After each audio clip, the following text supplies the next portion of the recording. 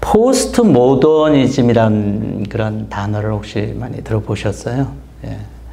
아마 들어보기는 했을지만 관심은 별로 없으실 것 같다라는 생각이 들어요. 그래도 이게 시대를 보는 방법이기도 하고 또 오늘날 사람들의 생각이나 삶을 이해하는데 굉장히 필요한 거기 때문에 좀 중요하다라고 저는 좀 생각을 합니다. 이게 뭔가라고 했을 때 여러분 이거 혹시 이 제목은 여러분 이거의 제목이 뭔지 혹시 아십니까? 이 박물관에 걸려진 거예요. 가격으로 치면 12만 불, 미화로 달러로 12만 불짜리 작품입니다. 벽에다가 바나나 청테이프 붙여놨는데 이게 12만 불이나 했어요. 그리고 그때마다 바나나가 이렇게 상하면 그때마다 바꿔주는 그런 작품이거든요. 여러분 이게 작품이라고 우리는 생각을 안 하잖아요. 그런데 이것을 작품이라고 지금은 인정받고 있는 그런 시대. 이게 말하자면 포스트 모더니즘 같은 것들이에요. 그래서 내가 갖고 있는 어떤 이성이나 이런 것보다도 사람의 감성이 더 중요하고 또 내가 중요하고 또 다양한 게 다 인정이 돼요. 모든 다양한 것들을 다 억셉트 했어요. 이거를 이렇게 했지만 행위 예술가 중에 하나가 거기 가서 이것을 떼갖고 테이프 떼갖고 먹어버렸어요. 이렇게 만든 사람도 있고 행위 예술가 하는 사람이 그걸 또 먹어버리기도 해요. 이게 다 공존하고 있는 것들이 포스트 모던에서는 가능해요. 그 중에 하나 기독교와 관계돼서 이렇게 좀 관련되는 부분들은 뭐냐면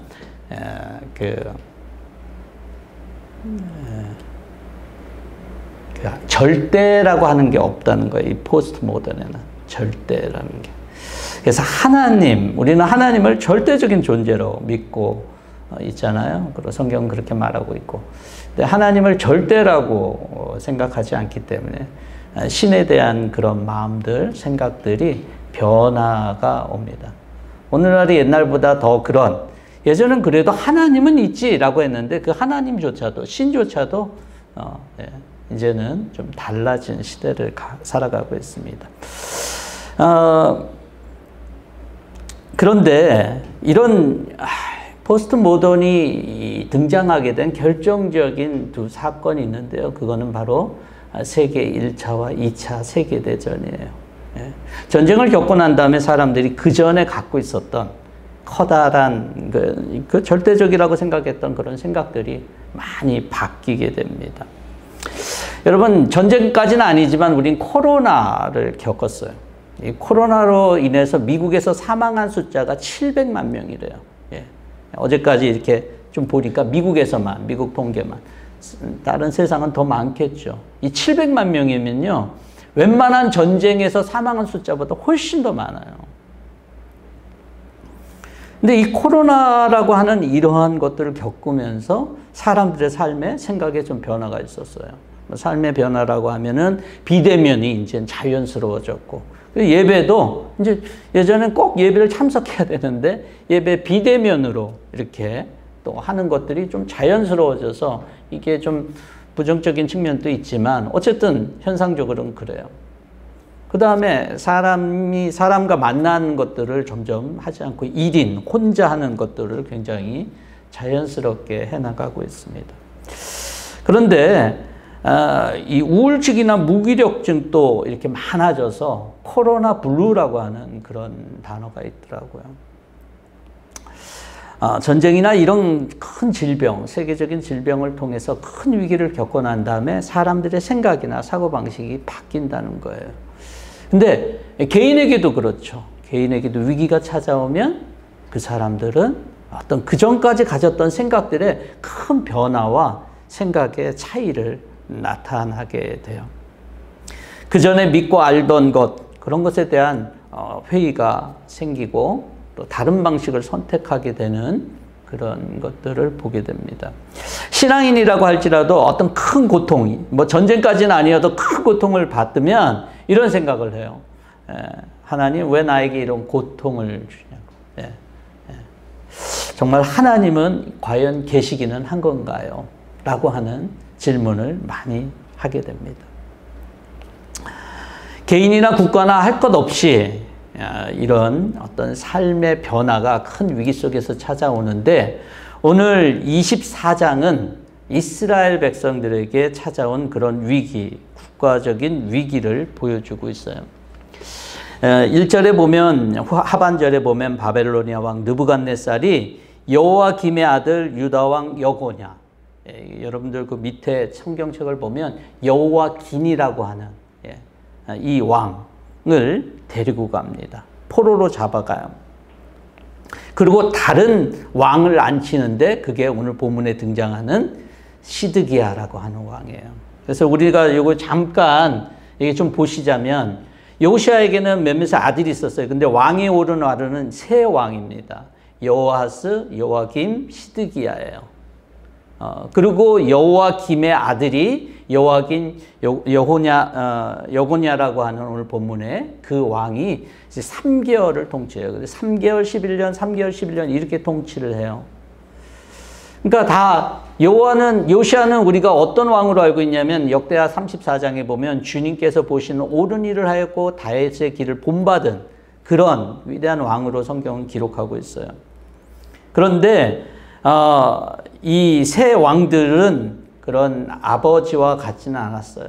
굉장히 비참한 삶을 살게 됐고 다 그래요. 여호아스는 애굽으로 끌려갔고 여호아스와 여호와김은 애굽으로 끌려갔고 여호와긴과 시드기야는 바벨론으로 결국은 끌려가는 삶을 살거든요. 완전히 망한 거예요. 이스라엘 입장에 보면 완전히 망한 것입니다. 그게 바로 오늘 본문의 배경이에요. 완전히 망했기 때문에 더 이상 아직까지 시드기야 왕이 이제 앞으로 11년을 더 통치할 것들에 대한 것들이 있지만 이스라엘 백성들은 정말 이스라엘이라고 하는 나라는 진짜 그 위기를 지금 겪고 있다라고 하는 거예요. 그게 바로 오늘 본문의 배경이에요. 그래서 24장은 오히려 더 뒤로 넘어가야 됩니다. 25장에서는 여호와김 왕을 다루기 때문에 조금 24장은 뒤로 넘어가서 장이 형성이 돼야 되는데 어쨌든 24장의 배경은 바로 이런 것입니다. 그런 상황에서 하나님께서는 예레미야에게 환상을 보여줘요. 여러분들이 오늘 본문에서 읽었다시피 두 무화과에 대한 열매에 대한 그런 환상을 보여줘요. 2절에 보면은 이렇게 얘기를 하고 있죠. 좋은 무화과가 있고 아주 나쁜 무화과가 담겨 있는 모습을 보여주게 됩니다. 좋은 무화과에 대해서는 5절에서 보면은 이제 바벨론 사람 땅으로 내쫓던 유다 포로들, 이게 좋은 무화과라 그래서 잘 돌보아 주겠고 잘 되게 하고 다시 이 땅으로 데려오겠다 그래요. 그리고 그들을 세우고 헐지 않겠고 내가 그들을 심고 뽑지 않겠다라고 얘기를 합니다. 그리고 못 먹을 정도로 상태가 좋지 않은 그러한 열매, 즉 무화과는 바로 시드기야 왕과 바로 그 사람들, 대신들이라고 얘기를 하죠. 그래서 8절에 보면 유다 왕 시드기야와 그의 대신들을 비롯하여 예루살렘에 남은 사람들, 이 땅에 남은 사람들과 이집 땅으로 간 사람들, 이 사람들이 바로 나쁜 무화과라고 그렇게 얘기를 합니다. 그런데 실제적으로 하나님의 말씀처럼요, 어떻게 되냐면 열왕기 하를 보면은 열왕기 하 25장과 예레미야 52장을 보면 이 여호와긴 왕이요 바벨론 포로로 갔다가 37년 만에 그가 그 옥에서 나오게 됩니다. 그리고 그때 바벨론 왕이 높여져서 왕의 자리 가운데 있게 돼요. 그리고 그의 쓸 것을 왕궁에서 공급받게 돼요. 그리고 시드기야 왕은 11년 뒤에 말한 대로 그렇게 이스라엘이 마지막 왕이 돼버리죠. 하나님의 말씀이 이루어진다라고 하는 거예요. 그래서 얼마나 시드기야는 나갈 때 비참하냐면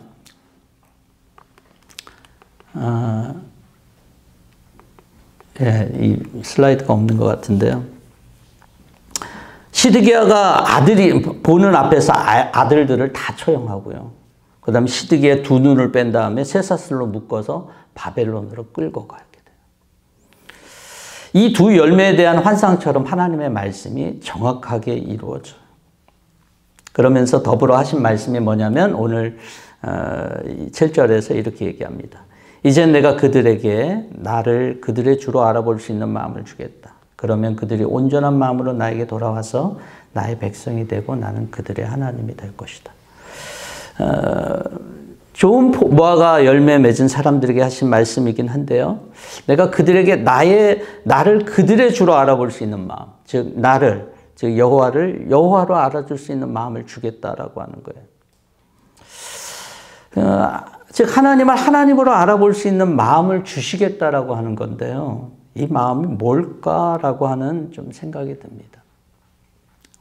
여러분 시드기야는 그렇다고 쳐도 여호와긴 왕은 주님을 주로 알아보는 그런 마음을 가졌던 사람이기 때문에 나중에 37년 뒤에 하나님께서 그렇게 회복시키고 그를 그렇게 하나님께서 기억하시고 테이크케어 하시고 돌봐 주신 것일까요? 근데 그렇게 보기에는 제가 성경을 볼 때 여기에 이런 말씀이 있어요. 여호와긴에 대한 설명인데 여호와긴은 조상이 하였던 것처럼 주님께서 보시기에 악한 일을 했다는 거예요. 시드기야도 악했고 여호와긴도 악했어요. 근데 한 사람에게는 하나님께서 좋은 무화과라고 그랬고 한 사람은 정말 나빠서 정말 썩은 것 같은 전혀 사람이 먹지 못하는 그런 무화과라고 열매라고 그랬어요. 여러분 이런 여호와긴이기 때문에 그가 예레미야가 계속 외쳤던 메시지, 그 바벨론에 항복하라고 하는 하나님의 말씀을 들었기 때문에 그가 변화됐기 때문에 나중에 그렇게 하나님께서 삶을 축복해 주시고 회복해 주셨다라고 보기는 좀 어려워요. 제가 솔직히 보는 입장은요, 여호와긴이나 시드기야나 독긴, 객긴이에요. 거기가 거기에요. 도토리 키재기예요. 근데 뭐가 차이를 만들었을까요?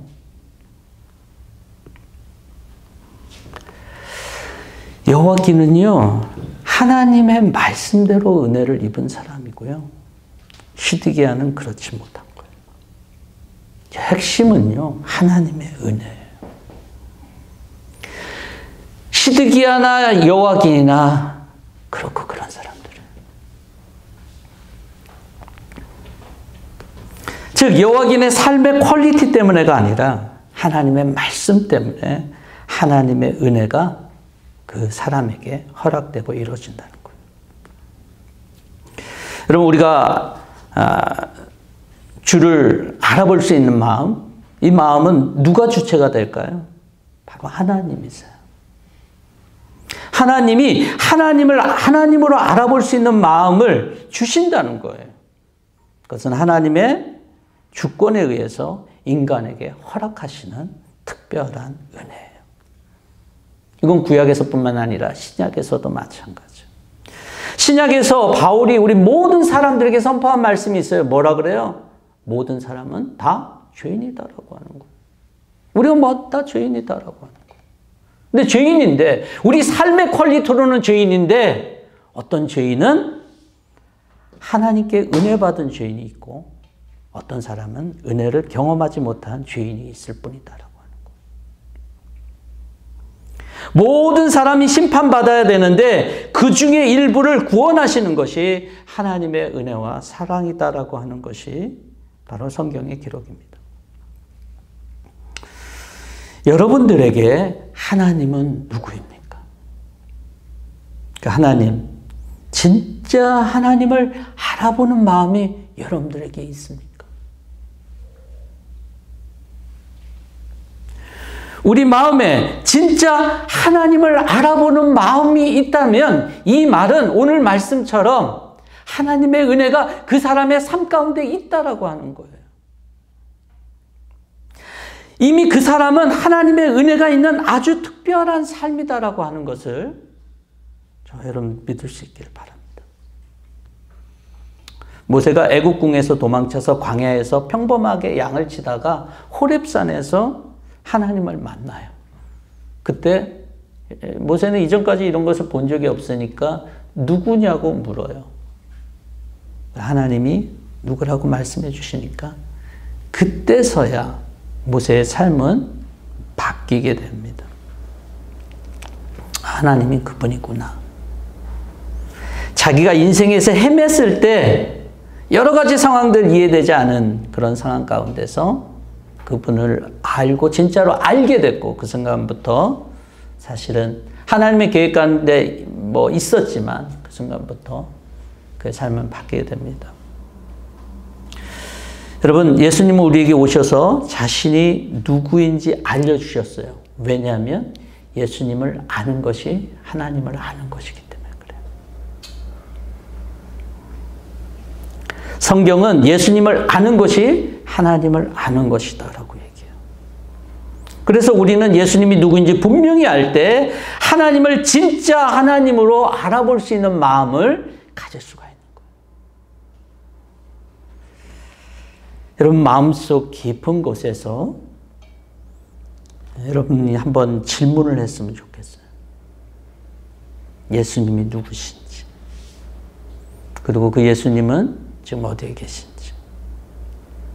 근데 이 질문을 자연스럽게 여러분들이 대답할 수 있다라면 여러분들은 하나님을 알아보는 마음이 있다라고 하는 것입니다. 시드기야와 다름없던 삶을 살았던 여호와긴 왕이 하나님의 은혜를 입은 것과 같이 우린 세상 사람들, 우리가 죄인이다라고 얘기하는 그 세상 사람들과 다르지 않아요. 뭐 크게 다르지 않습니다.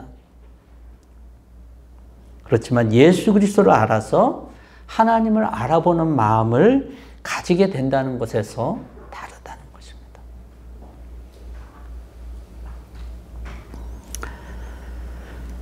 그러면 하나님을 알아보는 마음을 가진 사람들이 어떤 삶을 살까라고 했대. 오늘 본문에서는 7절에서는 이런 말씀을 합니다. 이렇게 제가 오늘 이거를, 우리 7절을 다 같이 한번 읽어보겠습니다. 이제는 내가 그들에게 나를 그들의 주로 알아볼 수 있는 마음을 주겠다. 그러면 그들이 온전한 마음으로 나에게 돌아와서 나의 백성으로 되고 나는 그들의 하나님이 될 것이다. 주를 알아볼 수 있는 마음을 받는 사람들은 어떻게 한다고요? 온전한 마음으로 나에게, 하나님께로 돌아온다라고 하는 거예요. 예레미야서 기타 예언서를 보면 이스라엘 백성들이 아무리 예레미야와 예언자들이 하나님의 말씀을 전하여줘도 하나님께 돌아가지 않았어요. 왠지 아세요? 왜냐하면 저들은 이미 하나님 안에 있다라고 생각을 했어요. 여러분, 자신만 착각하는 믿음 신앙만큼 불쌍하고 안타까운 것은 없어요.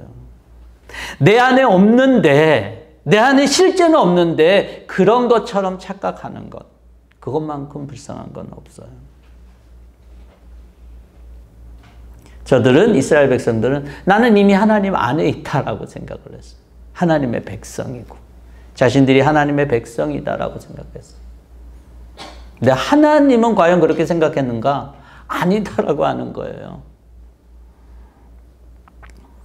하나님이 과연 어떻게 생각하는가가 중요하고 내 생각과 기준보다는 하나님의 기준이 중요한데 난 괜찮아 라고 생각한다는 거예요.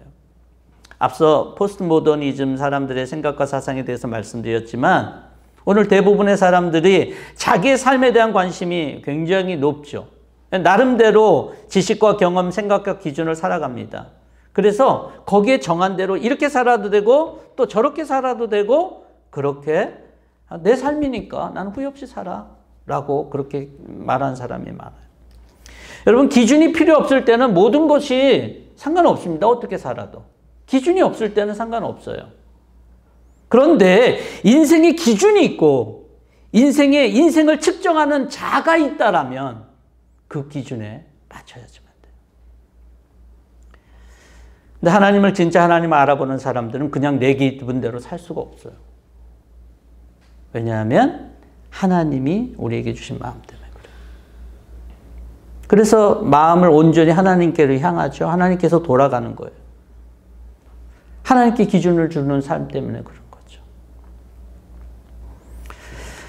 개역성경에서는 이 온전한 마음을 전심으로라고 표현하고 있는데요. 그럼 온전한 마음으로 하는 그런 마음은 뭘까요?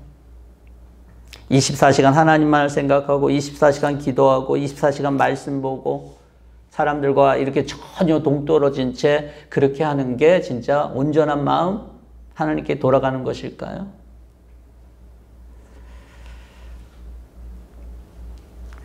여러분, 뭐 그거를 하는 사람을 제가 뭐 전도 그렇게 못하기 때문에 뭐라고 할 수는 없겠지만, 근데 이 온전한 마음이라고 하면 여러분, 이 마음은 누구의 마음일까요? 먼저는 하나님의 마음의 방향에 맞추는 것이 될 거예요. 그렇죠? 하나님의 온전한 마음으로 하나님께로 돌아가는 사람이 자기의 마음과 하나님의 마음의 주파수가 안 맞는다면 이게 말이 안 되겠죠. 맞추려고 그럴 거예요. 그러면 하나님의 마음은 어떤 방향에 있냐는 거예요. 하나님의 마음의 방향은 어디에 있냐는 거예요.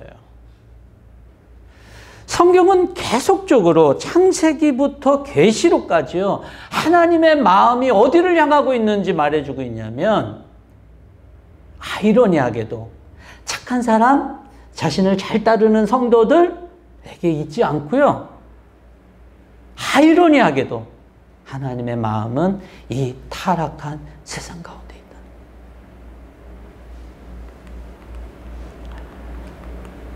그래서 요한복음 3장 16절 우리가 잘 알잖아요. 하나님께서 세상을 이처럼 사랑하셨다. 이 세상은 여러분 타락한 세상이에요. 완벽한 세상을 얘기하지 않아요. 그렇기 때문에 예수 당신의 아들을 보내주셨다는 거잖아요.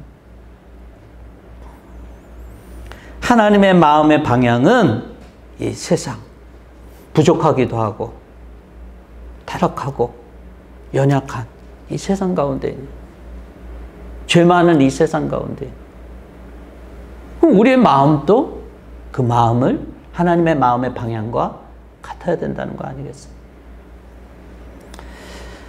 조 목사님이 이렇게 보내주신 링크 중에 IT의 한 간호사 알릭스 돌산빌이라고 하는, 포로로 잡혀갔다 갱들에게, 그 다음에 협상돼갖고 풀려난, 최근에 딸과 함께 풀려난 분이 있어요. 간호사 분이 있어요. 그분이 이제 인터뷰가 참 감동적이었잖아요.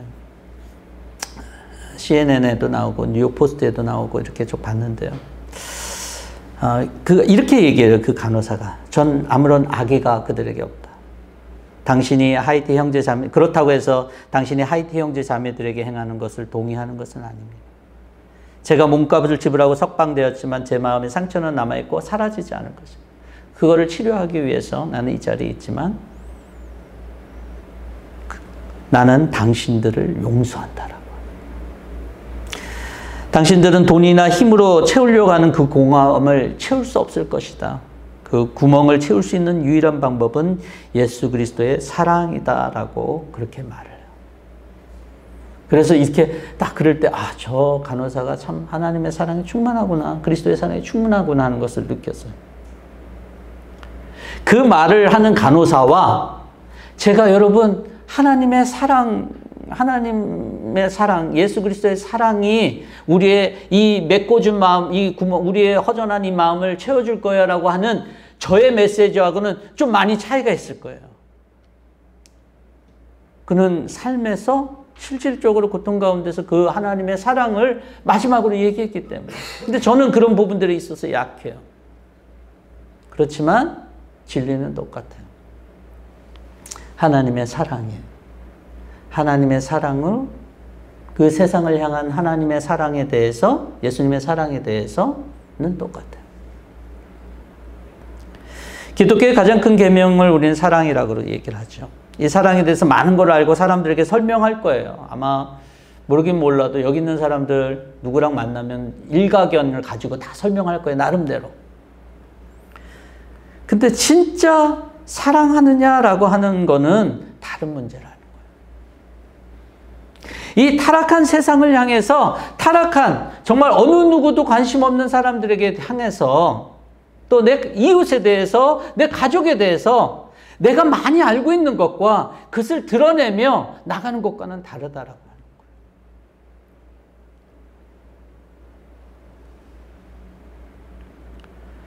바울은 또 이런 말씀을 해요. 여러분 안에 이 마음을 품으십시오. 그리스도 예수의 마음이래요. 우리가 품어야 될 마음 중에 하나가 그리스도 예수의 마음인데 이게 뭐냐면 그 앞절에서 겸손한 마음으로 자기보다 서로 낮게 여기는. 여러분 이것에 대해서 여러분이 너무 잘 알지 몰라요. 그렇지만 그것을 아는 것이 아니라 그것을 그 땅 가운데서 우리가 살아내지 않는다라면 안 된다는 거예요.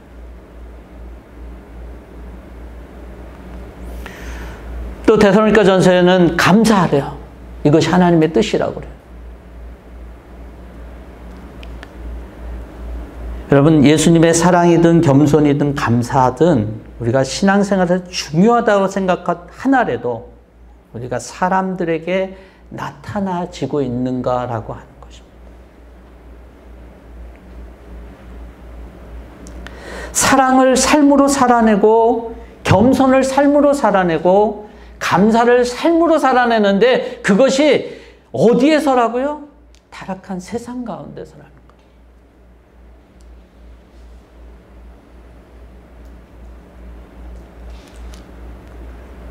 그것이 바로 하나님을 온전한 마음으로 하나님께로 돌아가는 그런 삶일 것입니다. 많이 알아서도 아니고 많이 경험해서가 아니라 하나님 한 말씀에도 하나님의 마음으로 내 삶 속에서 반드시 살아가고자 살아내고자 하는 그런 그리스도인들이 있다면 그 사람은 하나님 앞에 온전한 마음으로 돌아가려는 사람일 것입니다.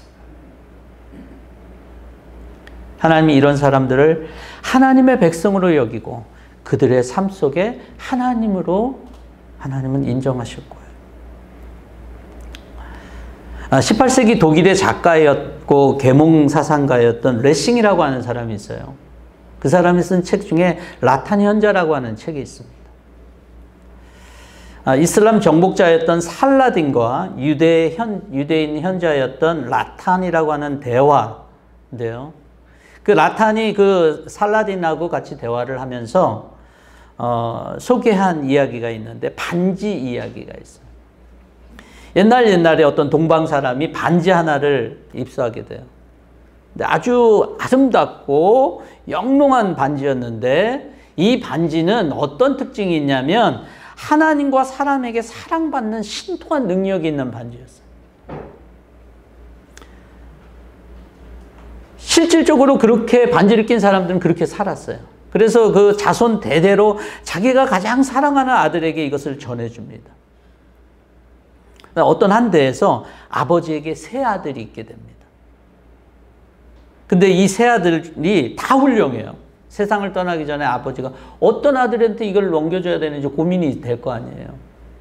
그래서 세공사를 부릅니다. 보석 세공사를 불러서 이 반지랑 똑같은 걸 2개 더 만들어 달라 그래요. 그리고 아들에게 각자 다 나눠줘요. 세 아들에게. 아버지가 돌아가셨어요.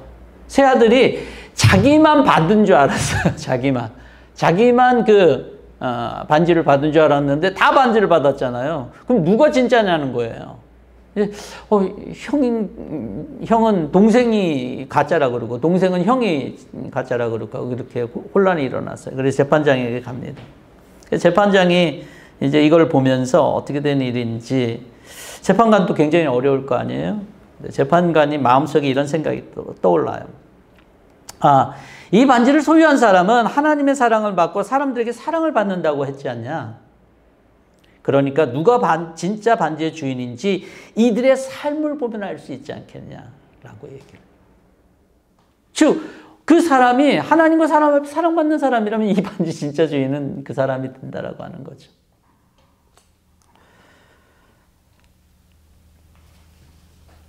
너희들이 진짜 반지를 받았다고 생각하고 그 반지를 현실화시키기 위해 노력해봐라. 그러면 누가 진짜 반지인지 알게 될 거다라고 하는 그 책에 반지 이야기가 있어요. 여러분 그리스도인이라 자랑스럽게 얘기하지만 남의 마음을 아프게 하거나 상처를 주거나 교만하고 잘못 사는 사람이 얼마나 많습니까? 그게 저일 수도 있어요. 왜 그럴까요? 아까 이스라엘 백성들처럼 나는 하나님 안에 있으니까 문제없다라고 하는 거예요. 세상 속으로 들어가는 법을 모르기 때문에 그래요. 세상 속에서는 거기도 하나님이 계시고 하나님이 관심 있는 영역인데 거기는 아닌 거예요. 이런 사람이 아무리 말씀을 잘 알고 가르친다고 해도 과연 이 사람들이 오늘 본문에서 말씀하신 온전한 마음으로 하나님께 돌아가는 사람일까요? 전 쾌천이에요. 온전한 마음으로 하나님께 돌아와서 하나님의 백성이 되고 그들의 하나님이 되는 것이 하나님의 뜻이고 하나님 나라를 세워가시는 방법이잖아요.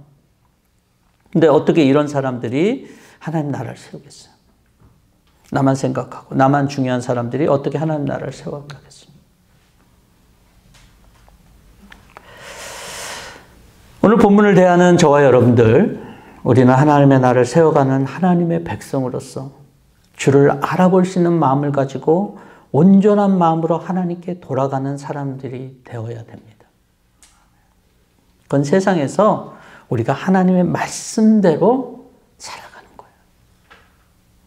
무엇이 됐든 예수님이 사랑하라 그랬으니까 사랑해야 돼요. 그것이 중요해요. 머리로서 동의가 아니라 사랑해야 돼요. 겸손하라 했으니까 겸손해야 돼요. 감사하라 그랬으니까 감사로 삶을 살아내야 돼요. 그게 주님의 백성들의 삶이 되어야 돼요. 그래서 우리에게 허락한 반지의 삶을 살아낼 때에 사람들은 저 사람이 선택받은 사람, 주님의 백성이고 하나님의 예수님의 제자고 그렇게 얘기할 거예요. 한 주간 시간이 너무 빨라요. 제가 이제 지난주에는 제가 설교를 안 했잖아요. 그렇죠? 그리고 이제 지난주에 청년들하고 시간 갖고 있는데 벌써 한 주가 돌아왔어요. 아마 또 한 주가 금방 올 거예요. 여러분들 많이 동의하실 거예요. 그렇죠? 그렇지만 하나님의 사랑을 드러내고 겸손하고 감사할 시간은 충분합니다. 하나님께서 죄인이지만 그분의 은혜로 예수 그리스도를 알게 하셔서 하나님을 하나님으로 알게 하셨음을 감사하고 찬양할 수 있기를 바랍니다. 더 온전한 마음으로 하나님께 돌아가는 삶, 하나님의 말씀을 이 세상에서 살아내고 하나님의 말씀을 드러내는 삶이 저와 우리 뿌리 깊은 성도들이 이 한 주간 동안 주님의 은혜 속에서 나타나는 삶이 될 수 있기를 주의 이름으로 축원합니다. 아멘.